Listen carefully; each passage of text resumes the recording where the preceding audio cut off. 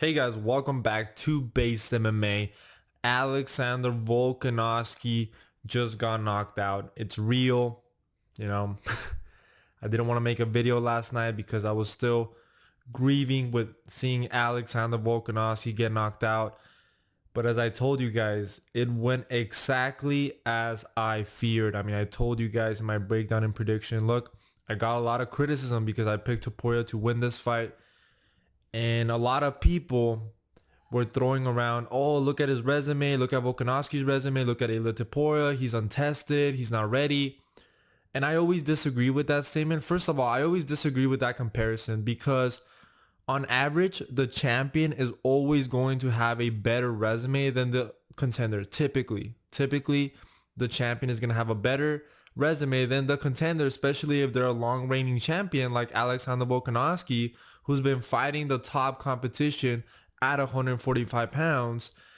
And I felt like too many people got lost in that. The people that were picking Volkanovski, maybe a lot of people were picking Volkanovski because, you know, they're big fans of Volkanovski. They were a bit biased in that sense. And I'm a huge fan of Volkanovski. I wanted Volkanovski to go out there and ragdoll this kid and really humble him. I don't have anything against Ilia Topuria. I mean, the guy's going to become a huge superstar. He is likable. And I think he's a guy that the UFC needs right now.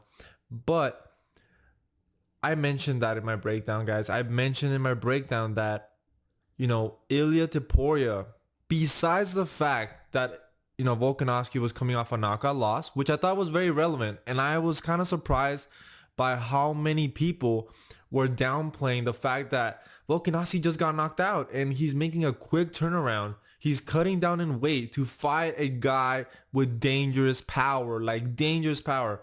And a lot of people are saying, well, how's he going to knock out Volkanovski? He didn't knock out Josh Emmett. But we've seen in the sport that styles make fights. You can't just do that. MMA math does not work.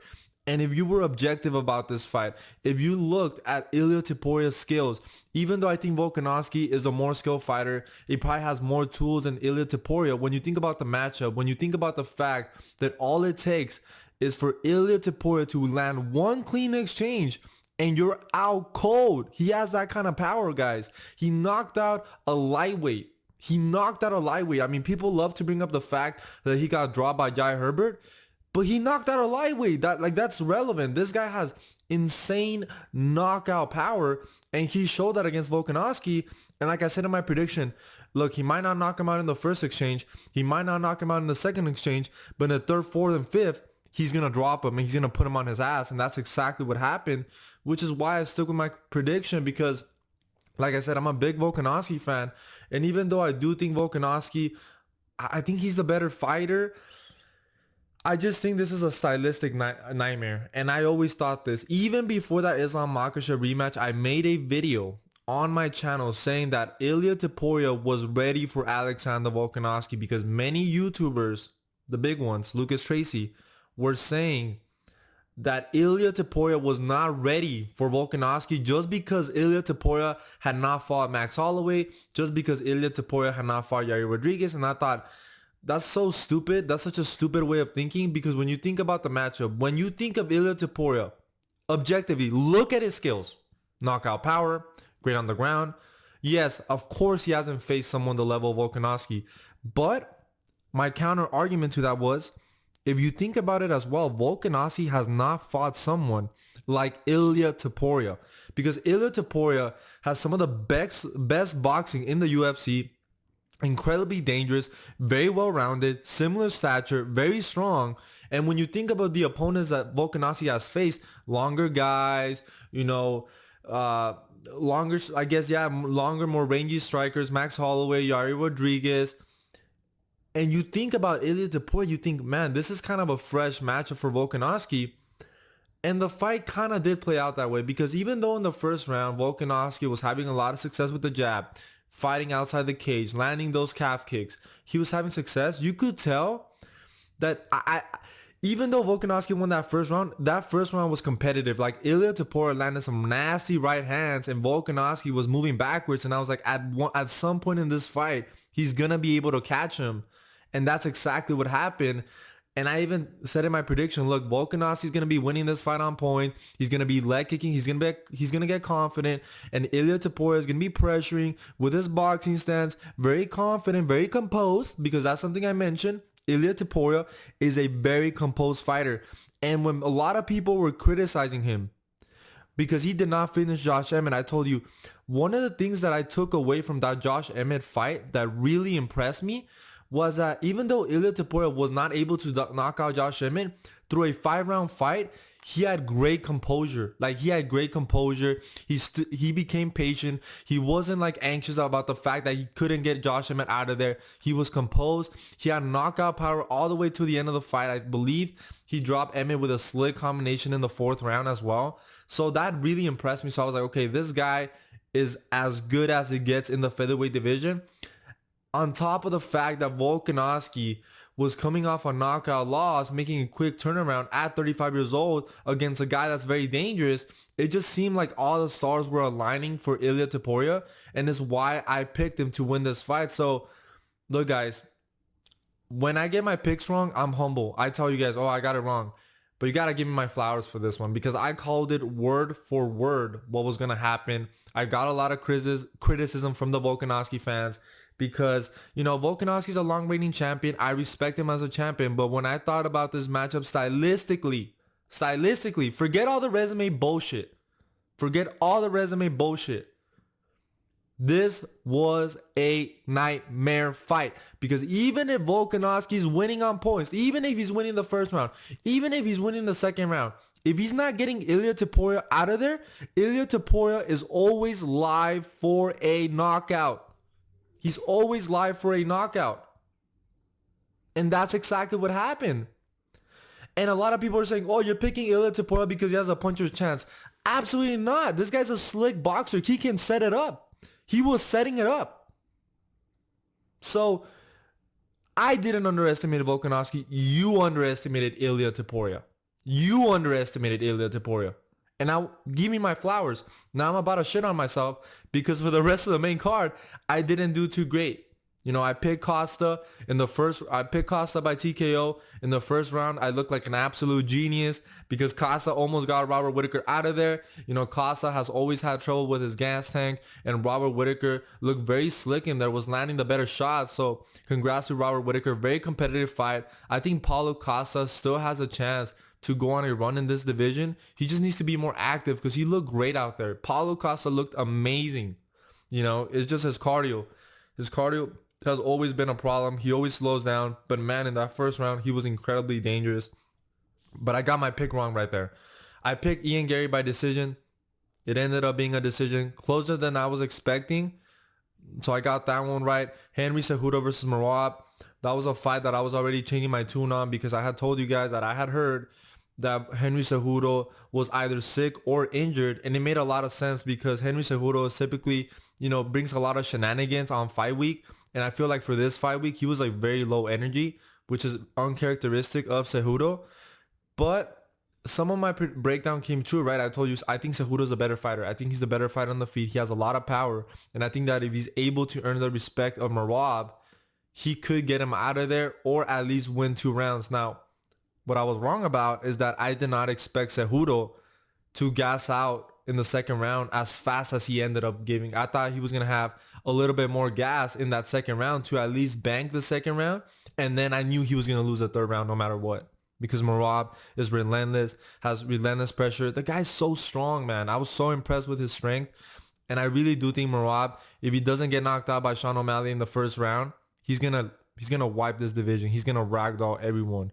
Because I think stylistically, Henry Cejudo had the skills to beat somebody like Merab. Is the fact that he's older now, you know, doesn't have the cardio and pressure of somebody like Merab. And Merab was just so physical. Like Henry Cejudo looked like a little kid in there compared to Merab. But I mean, I think Henry Cejudo he had an amazing 1st round, which is kind of why I was like, man, I'm about to look like a genius because I picked Henry Cejudo to win by split decision. But man, he quickly started gassing out in the 2nd round. He wasn't really like timing his punches. He was just throwing, and Merab was starting to time him and really get those takedowns. And even though Henry Cejudo was able to get back to his feet, his striking was not as slick. You know, he lost pop in his shots, and Merab was able to win. And I hope Merab gets the next title shot. He absolutely deserves it. What other fight happened? Roman Kopylov versus Anthony Hernandez. I picked Roman Kopylov, but I admitted, look, Anthony Hernandez has relentless pressure, pace. If he's able to get Roman Kopylov to the ground, it's going to be a wrap. And that's exactly what happened. You know, Roman Kopylov did have moments on the feet. He landed some good body shots, some good, kicks to the body. But besides that, man, Anthony Hernandez is as good as it gets in the middleweight division. And I hope he gets a step up in competition. So I got that pick wrong, guys. So I didn't do too great on the main card, but the fight that counts, the main event, word for word, man. And let's talk a little bit about the main event. Besides, I mean, I already talked about it in the beginning of this video, but let's talk about what's next, man. Volkanovski, obviously he wants a rematch. This guy is a competitor, and I respect him for it. Obviously, I think he deserves a rematch. He's a long reigning champion. However, he should not fight next. He should not fight Topuria next. And I know that, you know, maybe you guys are going to say, oh man, he just got knocked out. Like, he just got caught. Like, guys, when you get knocked out at that level, there is consequences. You know, a lot of people, like I said, were downplaying that loss to Islam Makhachev. Like, it was nothing. And I was like, how can you downplay that? This sport is cruel. How can you downplay it? And like, not only was he just coming back to fight a Korean zombie, no offense to the Korean zombie, he was coming back to fight an undefeated knockout artist, all the hype in the world. Like, why? And Volkanovski needs a better team, and his team needs to protect him from himself, because I completely understand why he wants to get back in there. He's a competitor at heart. He wants to get his title back, but somebody needs to talk to him and say, man, hey, you need a break. You need a break. Let Ilia Topuria get a couple of title defenses. Whenever Volkanovski wants to come back, the UFC is going to grant him a title shot. But there's no need for Volkanovski to return so quickly to fight Ilia Topuria just because he wants to get it back. At that point, it would be his ego talking, and he would get knocked out. Because as much as we want to say, oh, Volkanovski had a good first round, guys, that first round was pretty competitive. Like, Ilia Topuria was landing pretty good right hands. He was starting to get the timing. He even landed some good calf kicks that even made Volkanovski spin. So it wasn't like Volkanovski was just dominating Ilia Topuria. No, like, yeah, Volkanovski was landing more, was touching Ilia Topuria, but I always felt like Ilia Topuria was kind of hunting him. Like, I felt like he was just waiting for the right opportunity. And I was nervous the whole way through, because I was like, man, I feel like he's going to get his moment. He's going to get his moment. And he got his moment in the second round, was able to knock out Alexander Volkanovski. And it was sad. It was heartbreaking. And I mean, congrats to Ilia Topuria. I knew this guy was good, man. I knew this guy was as good as it gets. And like I said, a lot of people are downplaying his skills because of his competition. But when you look at his skills objectively and you think about how that could match up against someone like Volkanovski, it's a dangerous fight for Volkanovski. It was always a dangerous fight for Volkanovski. And this could have happened even if Volkanovski had not fought Islam Makhachev on short notice. And that's a reality. Like, maybe this guy is the kryptonite to Volkanovski. And that's something I mentioned, that besides all those outside factors, that was not the only reason why I picked Ilia Topuria to win this fight. I also picked him because I thought, man, this guy has a lot of power, similar stature, very strong, very well-rounded, incredible boxing. You know, Volkanovski does get hit at times. He moves backwards. Yes, he's good at distance management, but at any point, if Ilia Topuria is able to pressure him against the fence, he's going to knock out Volkanovski because he has that kind of power. Volkanovski has a huge head, and Volkanovski has never had the best chin. He doesn't have a bad chin. He has a good chin, but it's not like amazing. Like, he doesn't have a Max Holloway chin. You know what I'm saying? Like, he's been dropped by Max Holloway. Obviously, he get dropped a couple times by Islam Makhachev. So it just always made sense to me. And yeah, I mean, it sucks that it went exactly as I predicted, because I really wanted to see Volkanovski cement himself as a true GOAT at 145 and one of the greatest fighters ever. I still think that he's one of those fighters, but I mean, obviously after this loss, he's definitely not like top 4 GOAT ever. He's still the GOAT of 145 in my opinion. But if he ends up fighting Ilia Topuria next and then he gets another knockout loss, like, it's just a downward trajectory. And honestly, I don't know if Volkanovski should retire. I'm not going to go that far as to say that he should retire. But what I will say is that he definitely should not fight Ilia Topuria next. And I think that he should take at least, I don't want to see Volkanovski until at least December.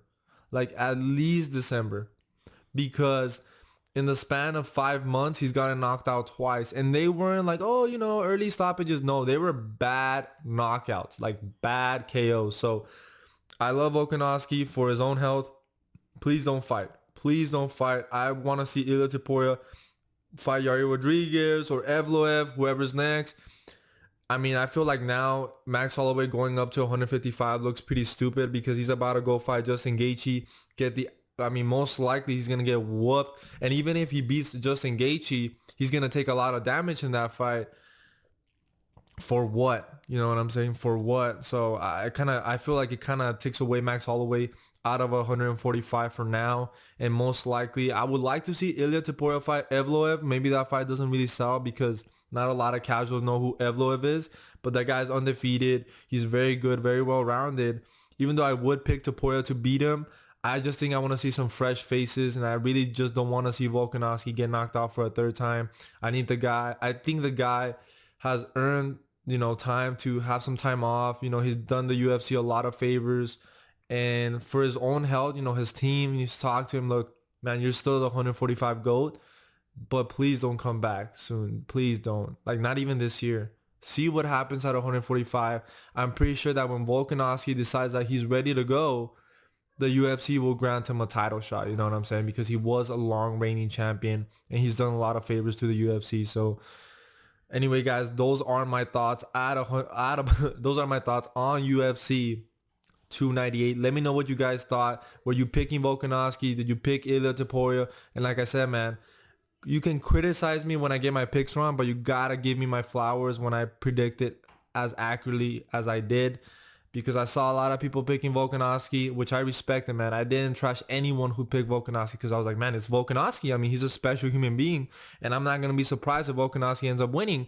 But when I always thought about the possibilities and the most likely outcome, I just thought, man, a guy with that kind of power, he's going to touch you at some point in the fight. And when that happens, it's over.